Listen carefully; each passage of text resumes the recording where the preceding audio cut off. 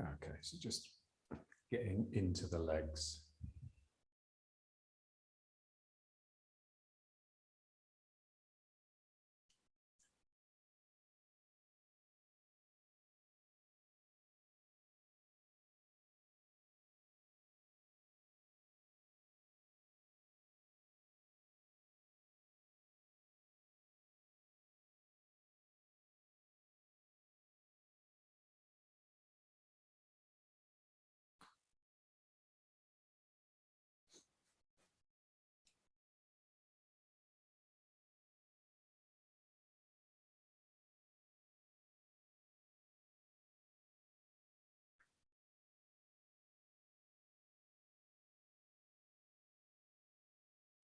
So the thing we have to guard against, and this is something that John would have totally agreed with, is passivity.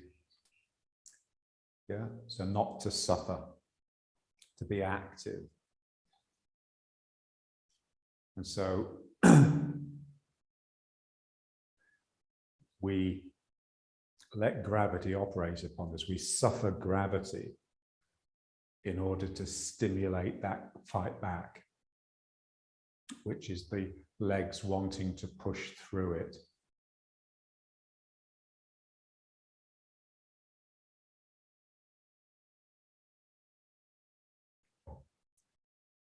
Because we're trying to get energy from the ground into the upper body.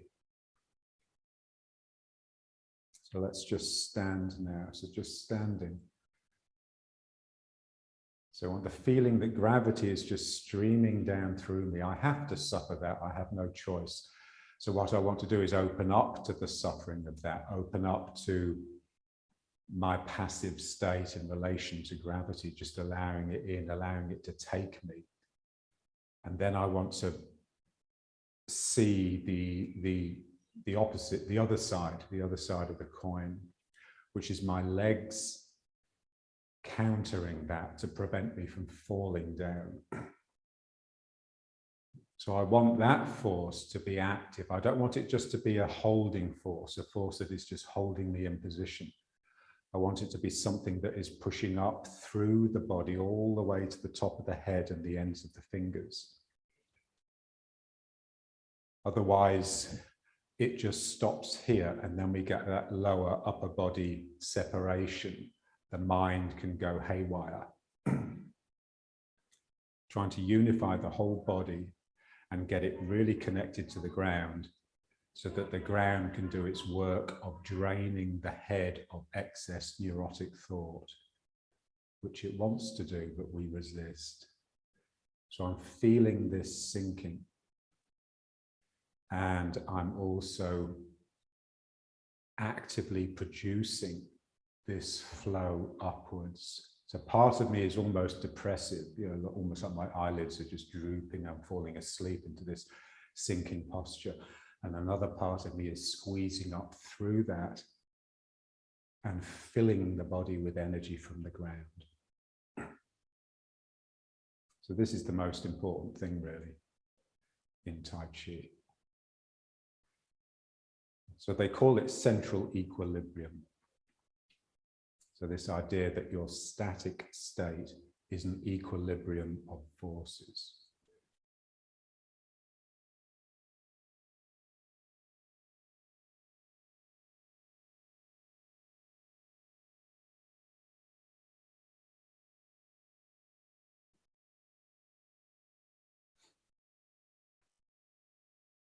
So the energy that comes up is cleansing. It's a bit like, you know, when you have a shower, you're cleaning the outside, you're cleaning the skin. This is cleaning the inside. Yeah. So it needs to get into all those nooks and crannies. And it needs to be really active. So you have to keep the mind with it. If you let the mind wander, then you've forced yourself into passive mode, into holding mode. And the mind is no longer with the energy and no longer with the body. Okay, now let's just move it side to side again and just feel it. So as I sink into a leg, the leg is behaving like a spring. It's allowing me in. But what I want to do, it's not just a matter of just passively letting my body in. There's part of me that's trying to push against that. There's part of me that's squeezing against the sinking. And I want that to just come up as a stream, as a plume of energy that just comes up through the body. Yeah. So as I sink into the leg is pushing against that sinking. And the most important thing is that it gets through this interface, the upper lower body interface. It's got to get through the hip, into the sacrum, up the spine, across the shoulder, and into the arm.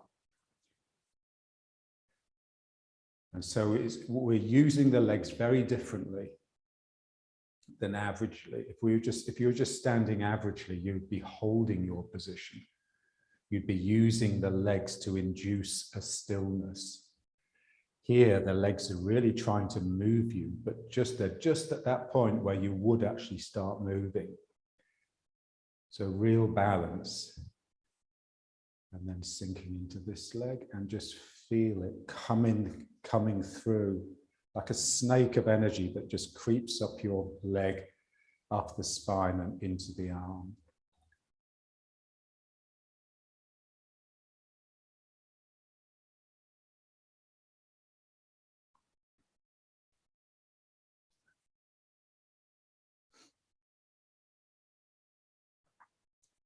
And that snake of energy that comes up, it's stimulated by sinking into the leg.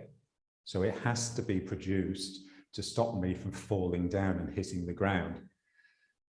So there's this energy coming up, but it's also produced when I come out of the leg, because to come out of the leg, I have to squeeze a little bit harder to get that to become movement. Yeah. So as I sink into the leg, energy comes out of this hand. And then again, when I start moving out of the leg, you can feel it's quite different. The energies are quite different.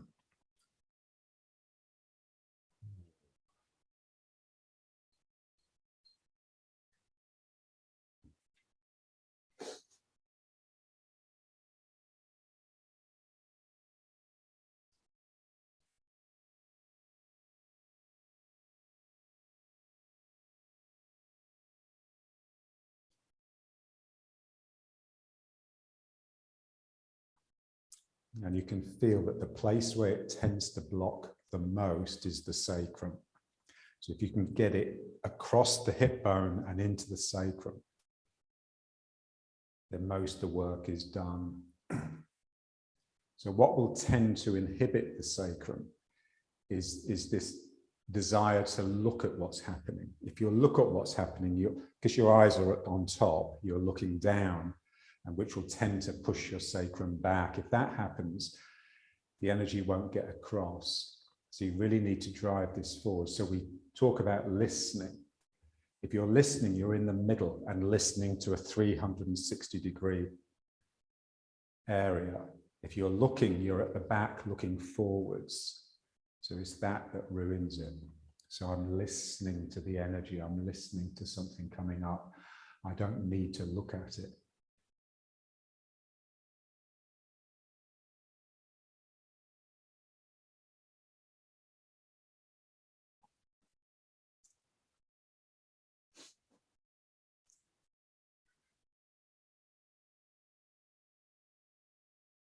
And just feeling that positive, hopeful mindset that allows and encourages the energy to come up. It's the opposite of the mindset that produces the sinking. Yeah, this is another thing that makes it difficult. You need two mindsets. You need to be on two minds, almost schizophrenic. Yeah. So the mind that is sinking is depressive, and the mind that's coming up is joyful. So it's expansive. My smile expands the joints and allows the energy to pop through.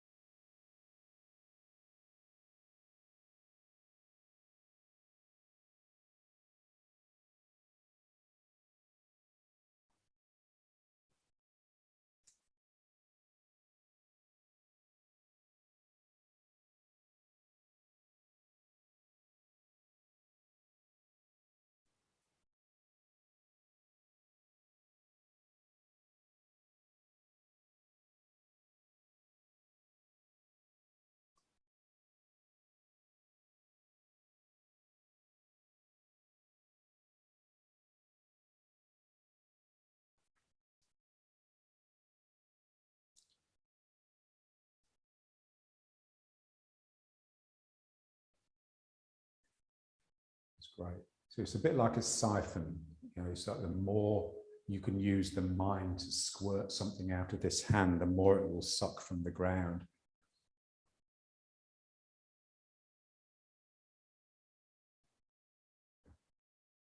So part of me is sinking, and there's something in the middle. It's almost like the sinking is like a general field, like the field of gravity. And the rising is very much me. It's very much of my body. So within that field, there's this body of energy that's squirting up like a fountain.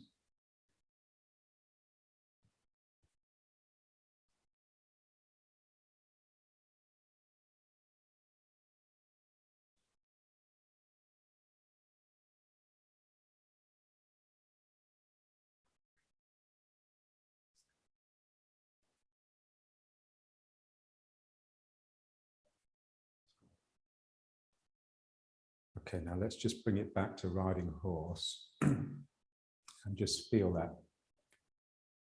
But also feel just how it's virtually impossible to do anything from a double-weighted stance, because the two sides of the body, in a sense, are sort of opposite in their turning. So they tend to cancel each other out when you're actually still. So as soon as you're still, you have Wu Qi, basically, of the empty circle. So if I want to energize this posture, you need a sense of turning. Yeah. You don't have to turn like this, although, you know, it's a great exercise. You just need a feeling of something slipping. Yeah. And then something. So you're feeling each side individually. So let's just try this. So just turning and just slipping to the side. Like you're allowing something to slip from the back of the head, back of the neck, between the shoulder blades and down the arm. And then here. So you're turning your head away in order to release energy out.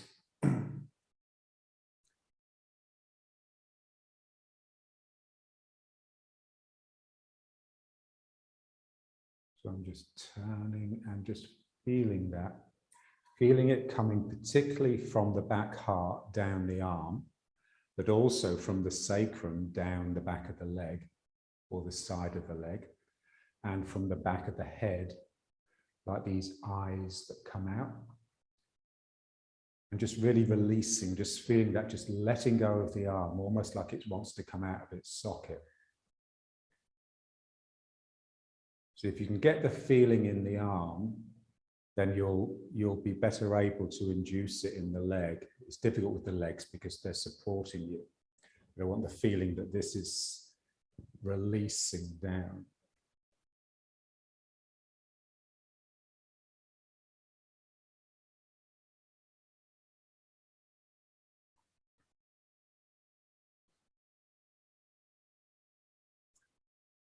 So John was always adamant that the most important principle in Tai Chi is not sink and relax, but turn the waist.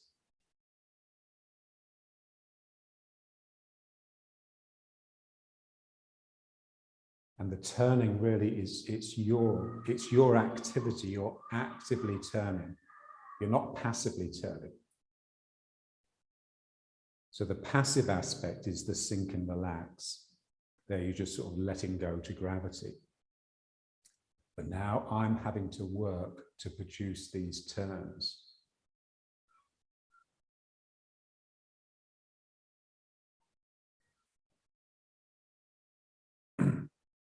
So sink and relax provides the conditions for energy, but it's the turning that actually produces the energy. So here, something just slips out. And again, just make sure the weight of the arm slipping forwards doesn't stick the bum out.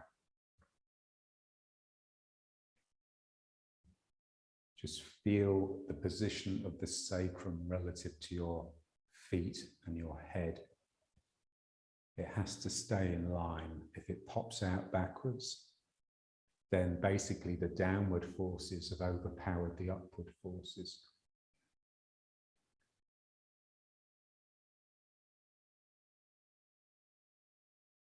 So I just ooh.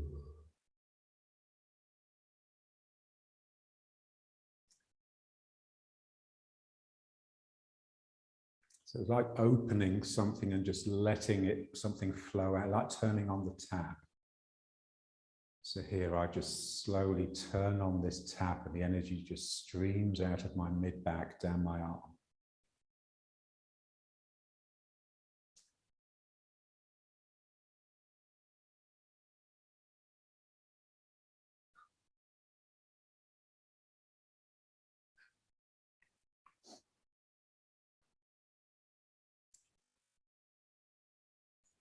Yeah, and we want to feel the infinite aspect.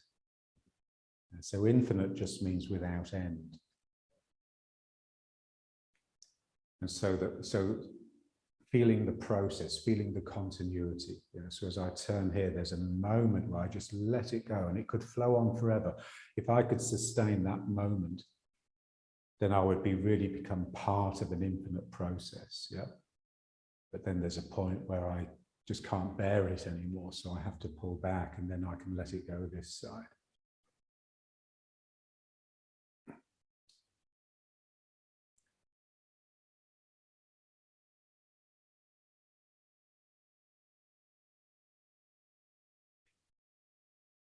So really just letting go, letting go, letting go until you really are at that point of failure. That's where there's most energy. That's where you touch the infinite, when you fail.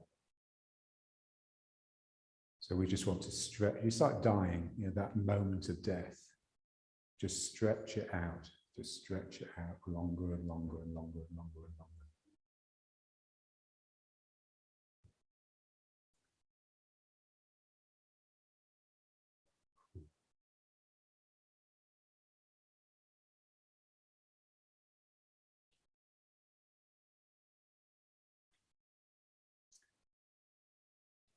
Like the normal rational ego mind is always trying to pull it back into finitude, into the finite. It's trying to snap things off, close things up, break things and start something fresh, because it gets bored quickly. So here I just want to just relax through that. I don't fight it, I just relax through it. Ooh.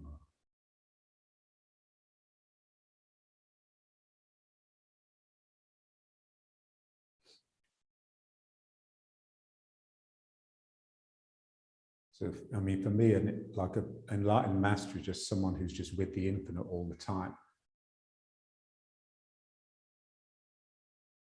This is why, when you come into their company, they just feel so amazing, because whilst you're with them, you're touching the infinite as well. There's grace, yeah. They have this supply of infinite energy because they're connected to the infinite and they never leave it. They never lose it.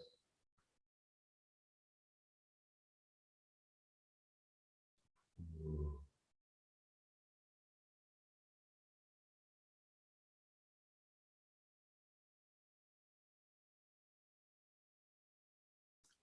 Yeah, so it's in an exercise like this where you touch it, that's when you realize just how brave they are, just how impossible it would be to sustain that for more than a moment.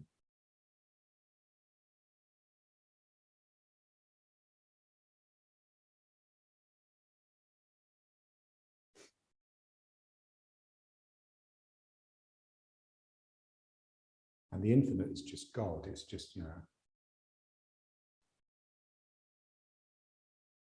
God has many names, and the infinite is one of them.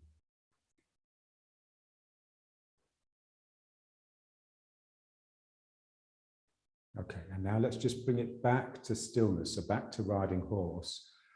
We're just feeling that double aspect. Part of you is doing this, part of you is slipping the other side. So the stillness contains the turning. You haven't produced stillness by blocking out the turning.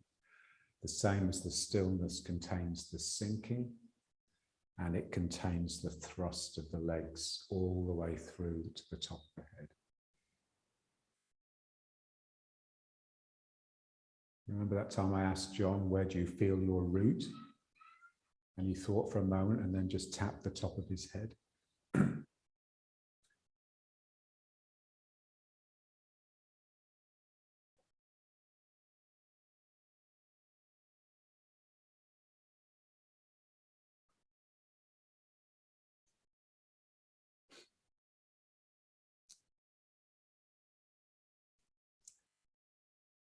So, you know, I'm reading Alain Badiou at the moment a little bit because it's impossible to read him.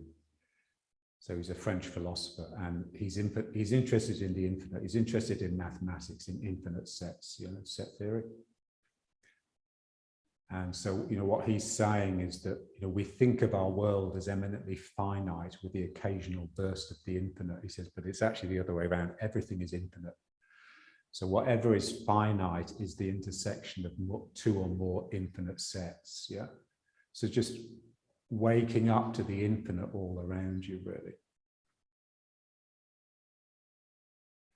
And feeling your own body, the finiteness of your own body, its containment, the fact that one day it will die and be no more. That is an aspect of the infinite, yeah, that can so easily just slip into the infinite because you're really these two infinite sets, yeah. You're a left side that goes on forever, you're a right side that goes on forever. And where these two sides overlap, you have your body, yeah. But the mind is with the infinite aspect, yeah. So your mind is with God all the time. Pray unceasingly. Yeah?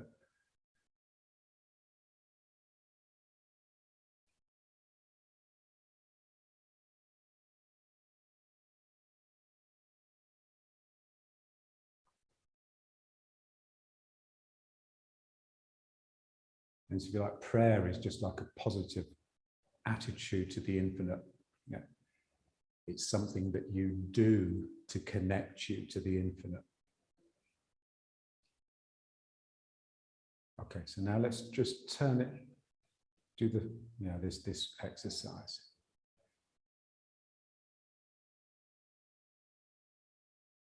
And just stay with that feeling. John used to call it process, you know, so he didn't like words like infinite and God and prayer and that. So for John, it was entering process. So entering time, really, time as process. So he always used to say, you're not a state, you're a process. And the exercises that you do is marking time. Yeah? Almost like you're feeling each second as a real richness. Yeah. So this is the continuum as infinity.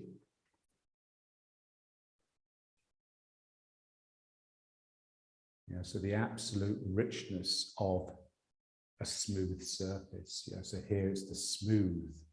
We're feeling the smoothness of the movement.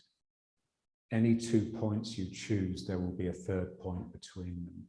Yeah, so it's infinite in its infinitesimal detail.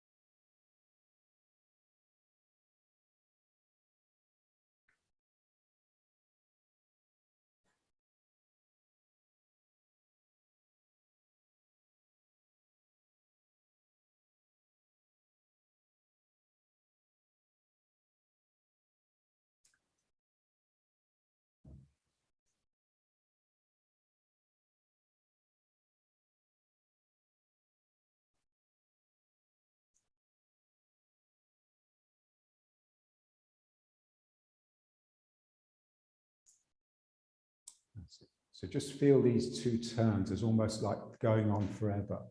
So when I turn to the left, I become part of this infinite left turn. Then at some point, I just can't go any further. So I have to sort of grind to a halt. And then I can allow this infinite right turn to take over. So it's very much, I'm overlapping of two infinite movements, really. This could go on forever. If I just hold it here, it will go on forever. My energy will continue feeding this turn.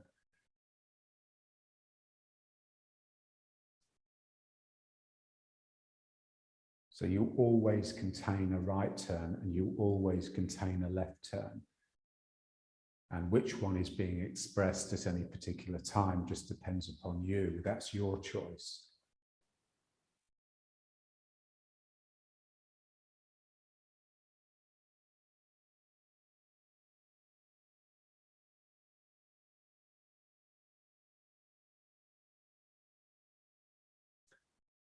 All the time, just feeling the sacrum heavy. The sacrum is like your anchor. It's holding you down. Otherwise, you'd be like a helicopter, you sort of take off.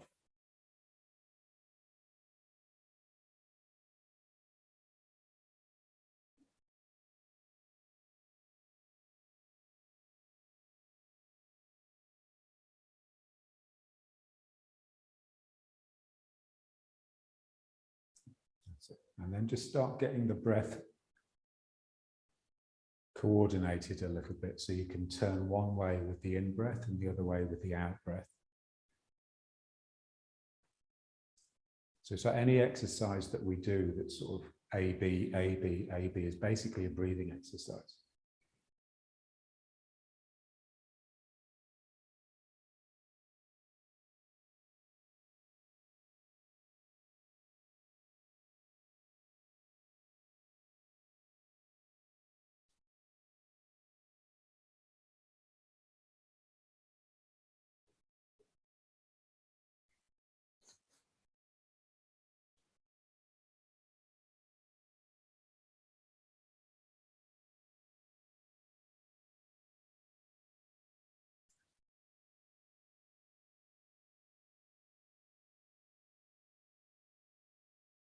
And now let's just bring it back. Okay, now just a little bit more of this, just releasing this feeling of, oh, something's fallen out of me. It's like I've taken the top off the container and something can just gush out.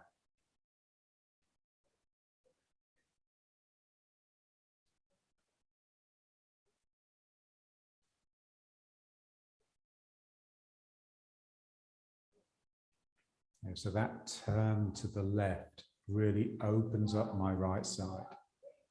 So my left side tends to contract, my right side will open when I turn to the left. When I turn to the right, my right side contracts, yields, and my left side opens up. Yeah.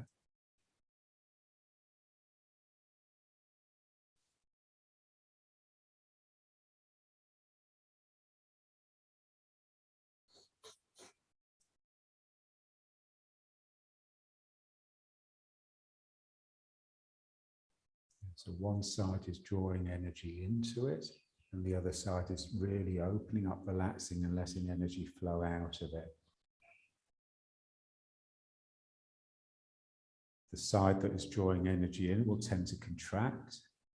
The side that's letting energy out will tend to expand. So we want to feel these two things as the two sides of one process. Like the two sides of the coin. We can see both sides at the same time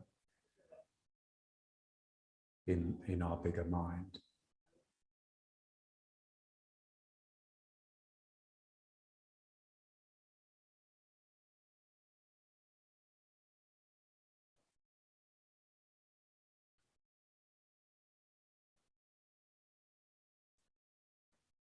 Okay, now let's just go back to this. And so this is basically the same thing. Now I'm just making it continuous, but I've got that same feeling that this side is really releasing and this side is contracting.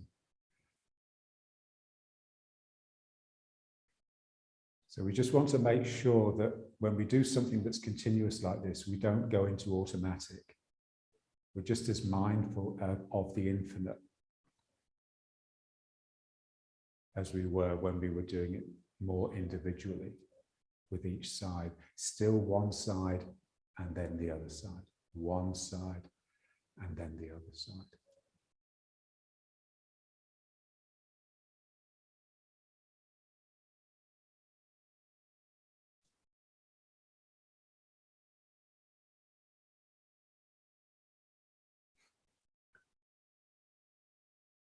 So,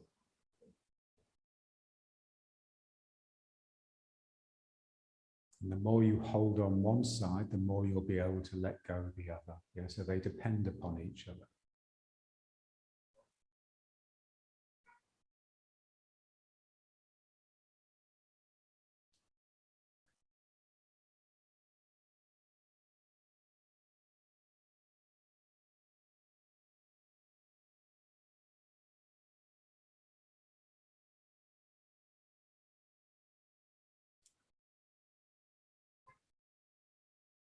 So really let the side go that needs to let go. You want to let go of all of that tension that you induced to turn the other way. Yeah, so this is the difficulty. You know, we stop being able to let go. We don't let go as well as we hold on. And so gradually the body just becomes encrusted with this sort of residual tension. So here, if anything, we want to let go more than we're holding on.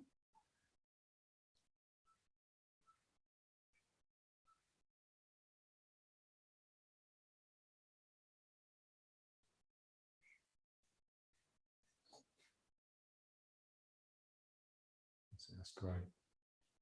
And just feel the two parts of the brain. So here it's not so much right and left brain, it's more front and back brain. So the front brain is with the holding on. So this part is almost like my forehead is furrowing in order to get this active. Yeah? But then the back of the brain can really flare open and be with the release. Yeah?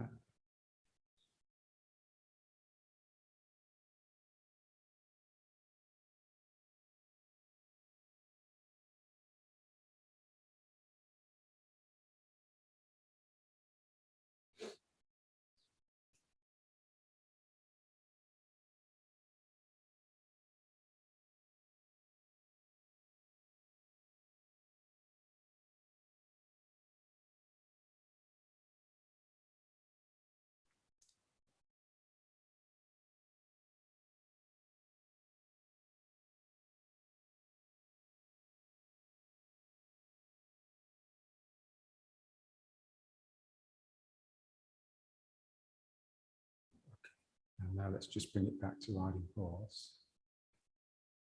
So again, just feel how the sinking squeezes out the knees. Yeah. So these pockets here.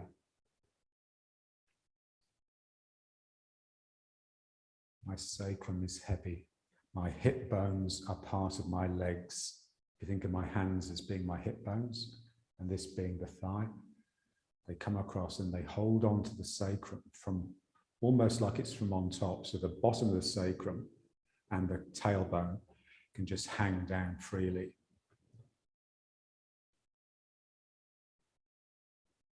So I can use my legs to lower me as well as raise me.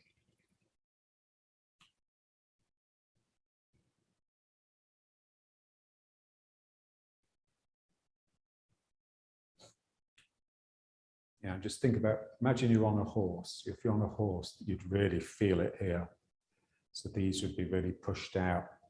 How do you need to let go of the sacroiliacs to allow that feeling of the horse?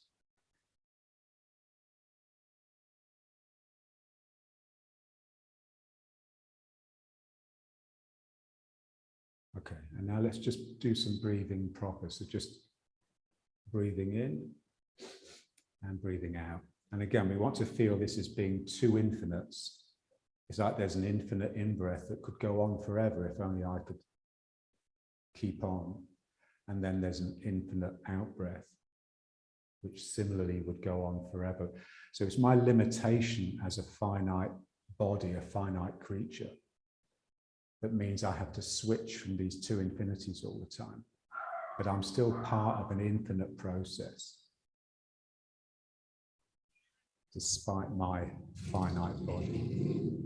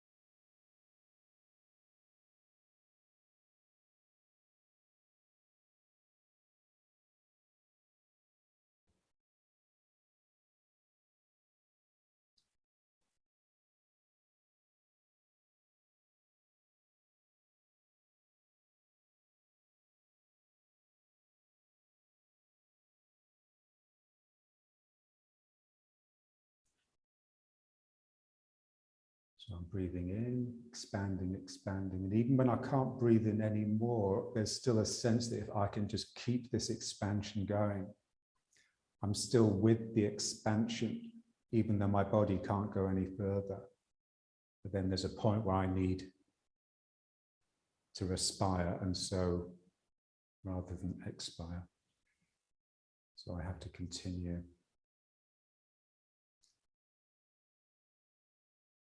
Yeah, so this one's nice because it really opens the chest. It really fills you up. You become really full. It expands you. So the active phase really is the expansion phase. Yeah, so here, sucking the air in. And you can just use the mind to just direct the air to any part of your body.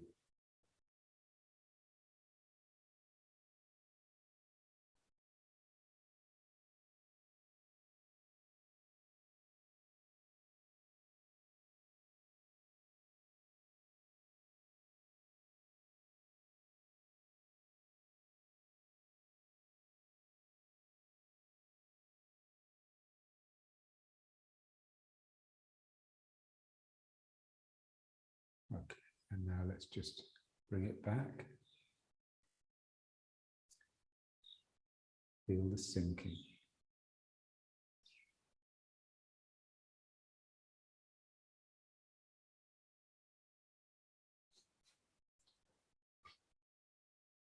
Yeah, so it's not just a matter of letting go, it's a matter of opening. It very much is like taking the lid off something. It's a thing that you do, it's a sudden thing that you do that takes the lid off. So suddenly, oh, fuck, you know, and you just have a really sort of dynamic, trembly relationship with the ground, and it's very difficult to sustain. So you'll find the lid slowly creeping down. Every time your mind just drifts, it will sneak over a little bit. And then you have to open it again.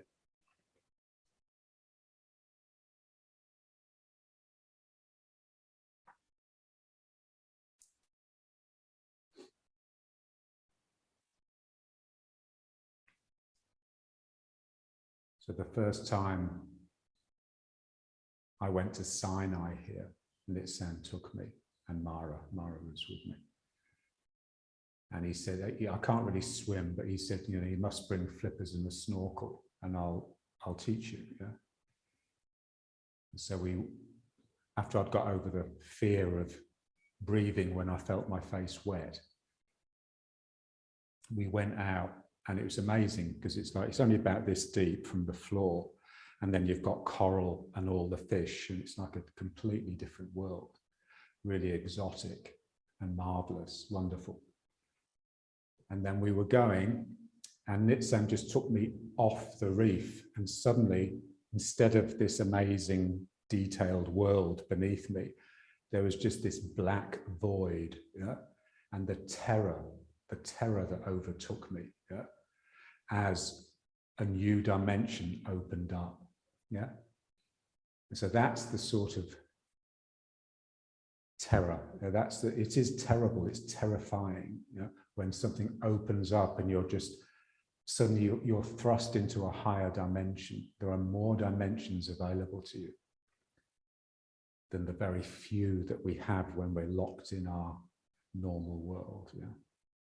Okay, now let's try the breathing again, but this time breathing in here and then breathing out here. So now it's the out breath that's really the relaxation phase. So I breathe in, I'm sucking the air in, and then I breathe out and just let go, and just let something open up. Breathing in, breathing out. In,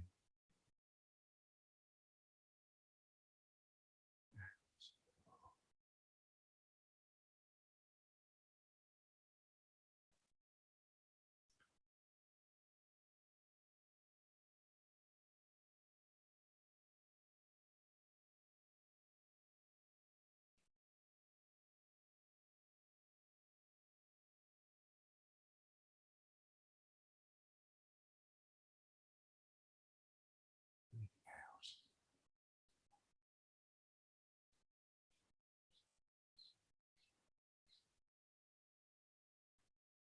So this is the reverse breathing. Breathing out on the expansion phase. So the other side, the expansion phase was the breathing in. Now, just letting go. You can really let go on this one.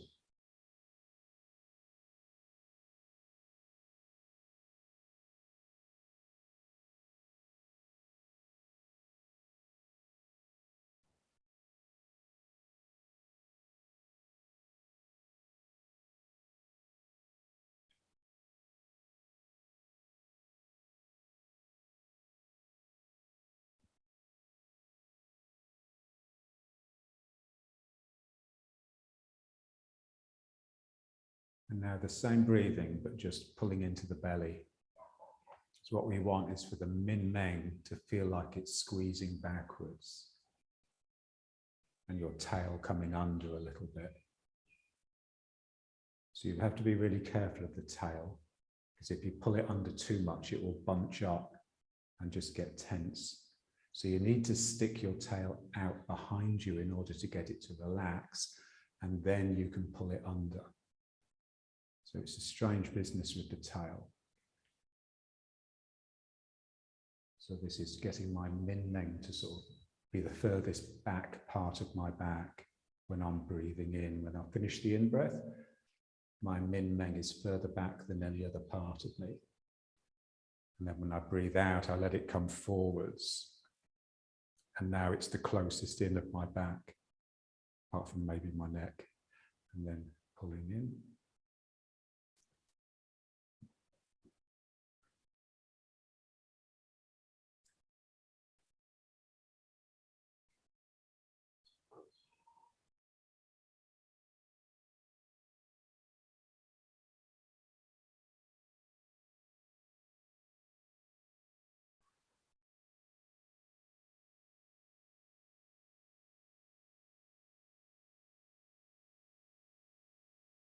So this is really gathering and storing. And then this is really just letting something out.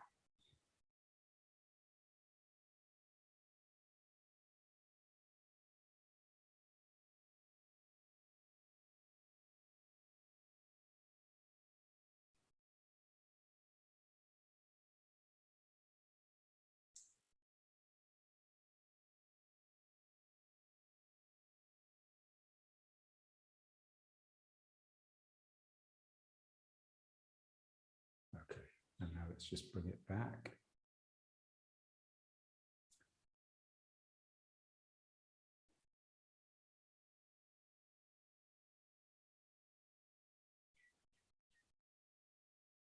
Yeah, so the only way to sort of join with these infinities, with these processes, the process of sinking, the process of rising, is if the mind is quiet, if if these processes are competing with what's going on up here, then it will always produce real fear. This, you know, your ego will start to feel the threat to itself.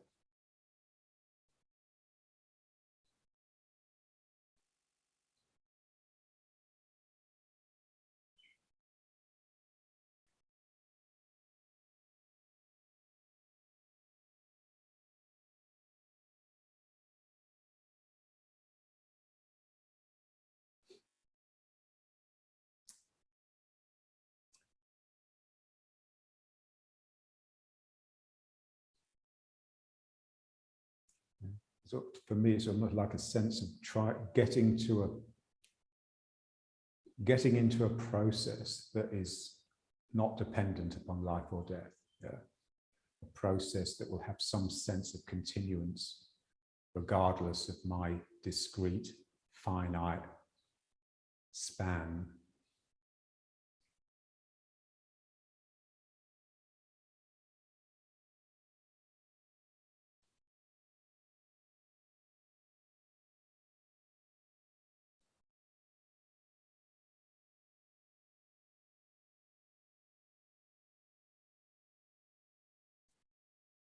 So the infinite is endless and it is continuous and contiguous. Yeah.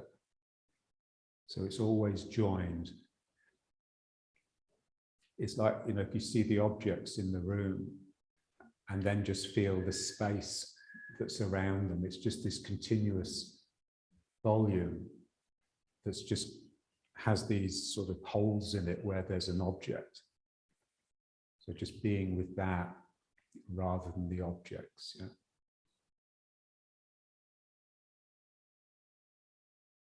Like, you know, Thomas Keating, you know, that beautiful image that he had of the, you know, the marina that's full of boats, you know, and you only see the boats and then you start to realize, shit, there's water between them. Yeah. And then just when you slip beneath the surface, of course, it's all water. So the objects that we see are on the surface of something. Yeah. They're all surrounded, but they're all underpinned as well. Okay, now let's try just going backwards and forwards, but just feeling, again, just this is really important for when you do the form. Yeah. So when you do the form, you want to make sure that what you're doing with your lower body is bringing energy up into your upper body. Yeah?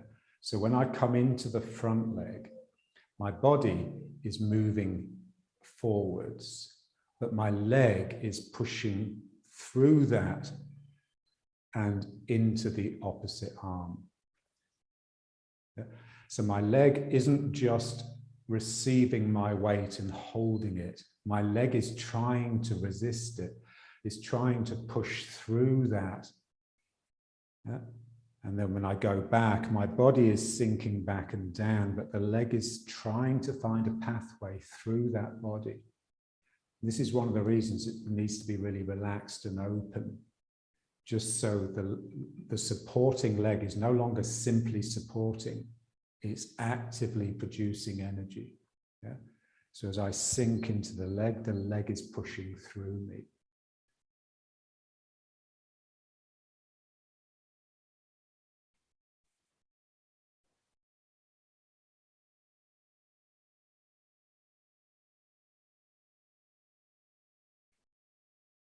So this is all the way through the form, of course. And you can just, you know, put your mind to it when you're doing the form, and you'll produce these pathways through the body for the energy to flow through. And just feel how much more difficult it is to get the energy out of the front leg than it is the back leg, because the energy from the front leg has to come up and twist around and then come out the way it came. The energy from the back leg just needs to come through. It's almost like a straight line. This has got a real twist to it.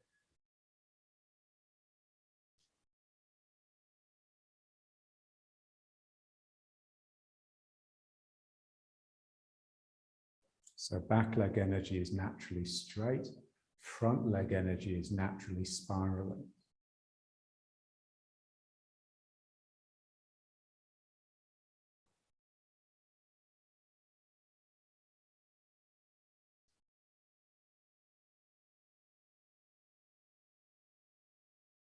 And so it's quite a different use of the legs than the one, that if you were sort of standing there chatting to someone, then your legs would just be holding you.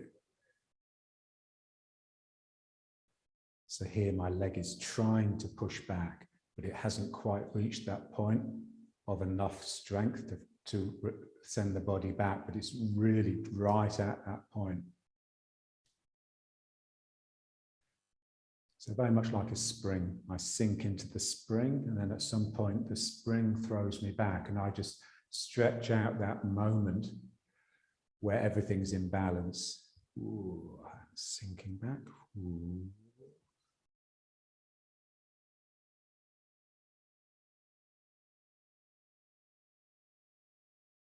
Yeah.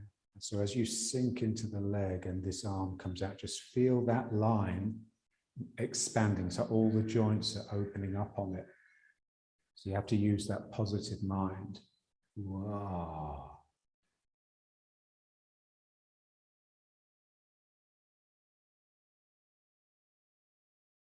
And it's balanced by the fact that your other hand is part of the yielding aspect, is part of the sinking, compacting, compressing. But within that compressive, compactness, there's this line that's just wanting to expand and extrude.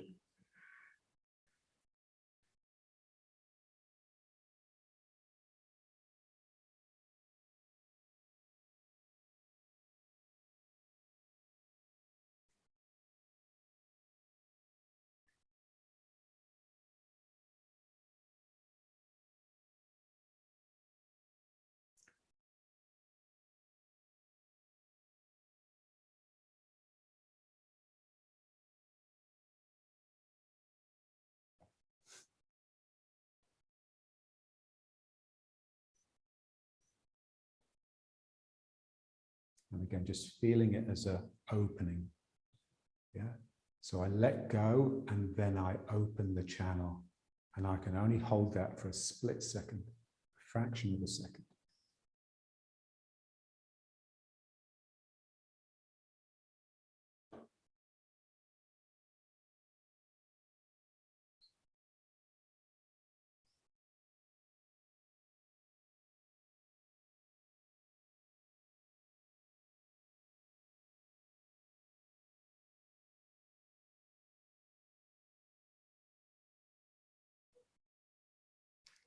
Okay, let's try the other foot. Yeah, so just going backwards and forwards, so just establish it first.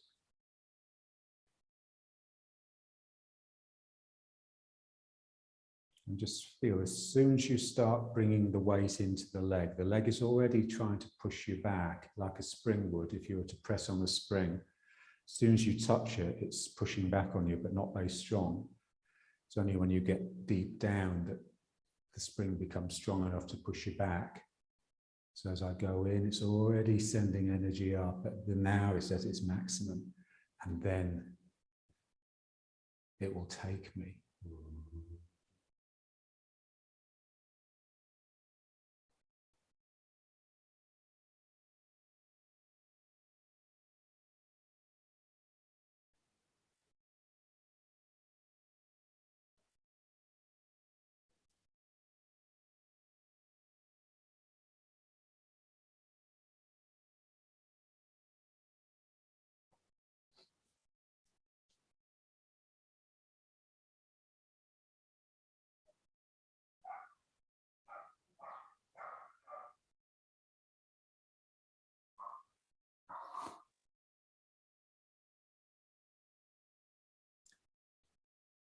And it seems like it's a problem of the body. If only my leg could be a bit more springy, I'd be able to do it better, but it's not really, it's the mind. It's the mind that stops you being natural. So it's the mind that inhibits the springiness in the leg. It's always wanting to make things stop so it can look and investigate. Doesn't like process, doesn't like continuity.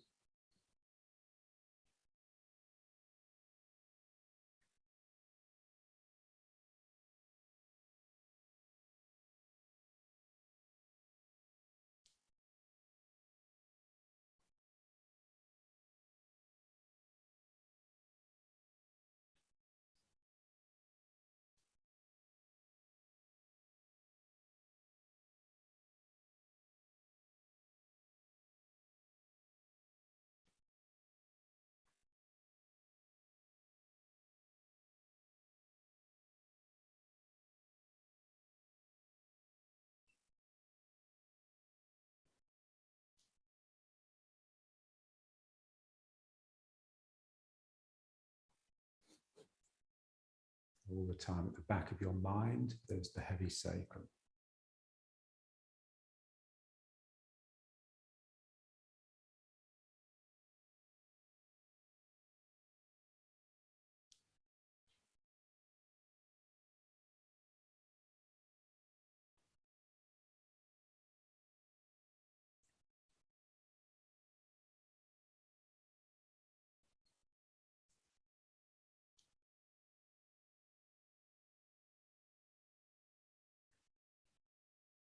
Okay, so let's bring it back.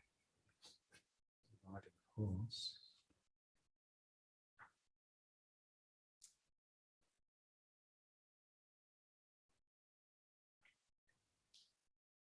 Okay, so let's try our other way of maintaining a continuity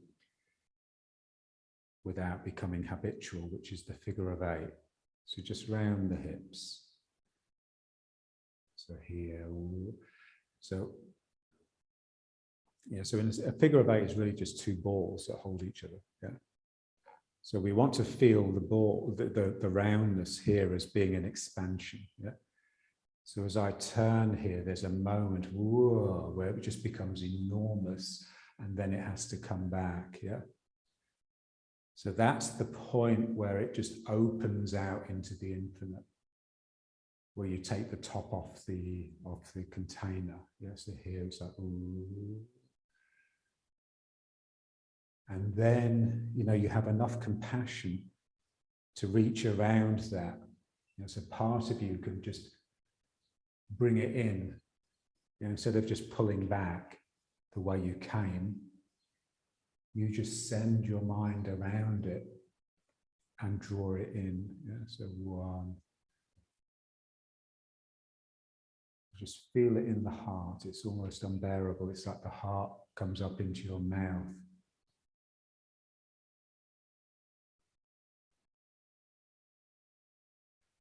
So it's, you know, it's the mouth. The mouth is actually really important. Yeah.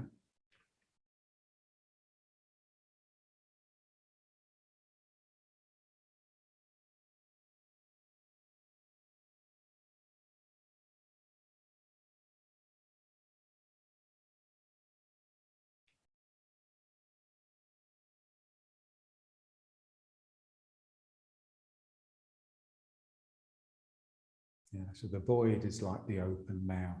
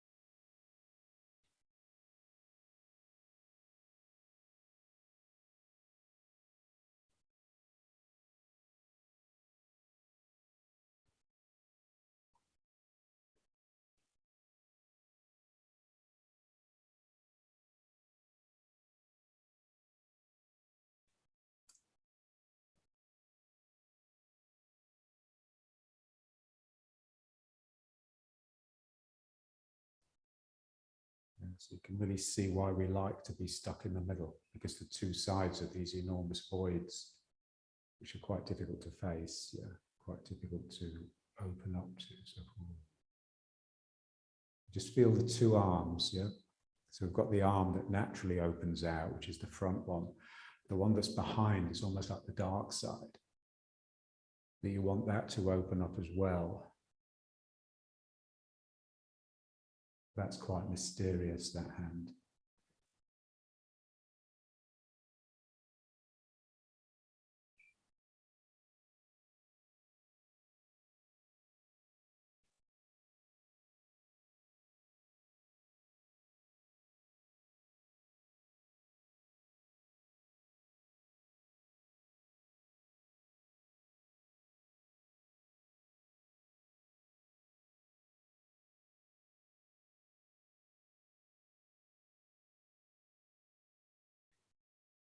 Okay, so let's just bring it back to riding horse.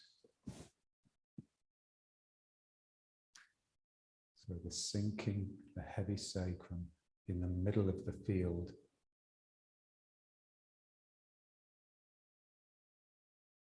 It's raining all the time, I'm dripping. My clothes are heavy because they're wet. And there's something creeping up through that, which is of me.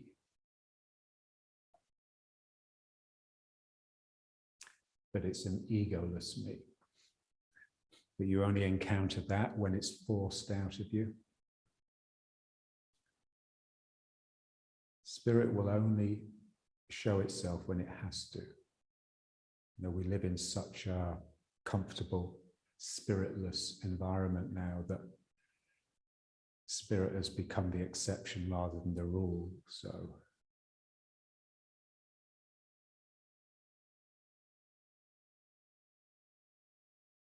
and then you've got this desire to just let something roll out of you. You know, so you're shedding all the time.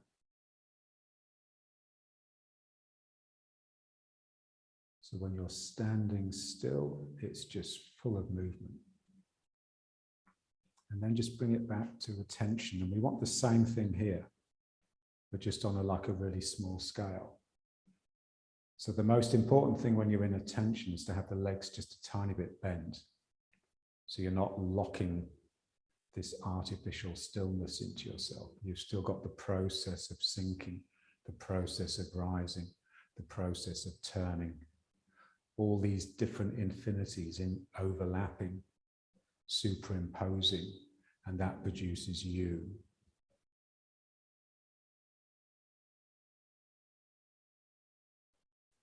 Being held up by this coiled, bouncy spring from the ceiling. And then the breathing, you know, all the time the breathing, the body behaving like a bellows.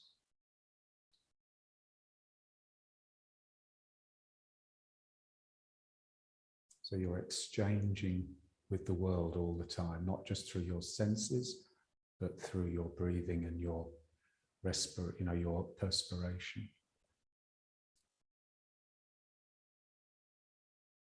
And the soles of the feet. Just feel them, they're really, yeah. So you want to feel the shape of the foot rather than just these.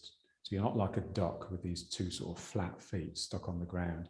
The foot has a real shape and it can express that in the way that it brings energy up the body. Yeah? So the energy that comes up you is really personal. That's your signature, if you like.